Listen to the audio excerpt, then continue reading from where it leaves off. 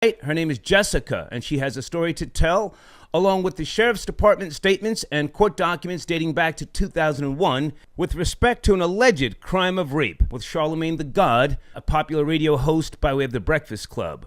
Jessica claims that Charlamagne did indeed drug her and rape her.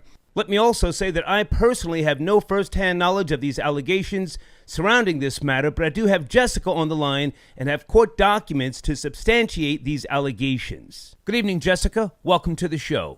All right, so you're 32 years of age, you're a mother, you've got a career, and this is something that's been what? It's been weighing heavy on your heart over the years, or you feel that there's something that needs to be further discussed? What?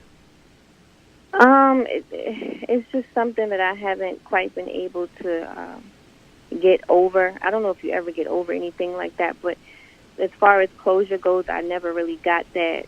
After everything happened, I was 15 years old, and my mom, she really didn't want me to, speak against him in court.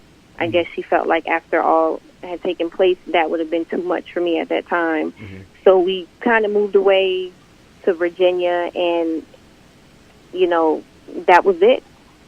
Mm-hmm. There was never any closure. I don't believe that he ever went to jail. According to the paperwork, I think he just got probation. Mm-hmm.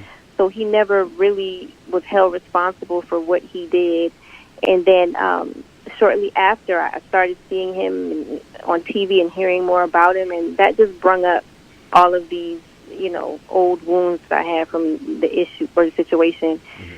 So for me, it's just, I want people to know who he really is, for one. Mm-hmm. And for two, I just want closure in the whole situation. Mm-hmm. I mean, it's been over, 15 years now, and I'm still dealing with it. Yeah. I mean, I go to counseling for it. At one point, I was on medication. It's something that is with me to this day, and I really just want to kind of put it behind me, and it's hard to do that when you see this person on TV. He's everywhere. Right. Okay, so Charlamagne took a plea with regards to this case, and it's behind him. You spoke about Charlamagne being on top of you. Is that your official statement, that Charlamagne was on top of you, penetrating you? Yes. Okay, so you were a minor at the time, and you didn't feel it was necessary to go, and at the same time, this did not go to trial because he took the plea deal, yes? Right, and it wasn't that I didn't feel it was necessary. I wanted to go, but my mother, she felt differently. She didn't want me there. Right. Okay.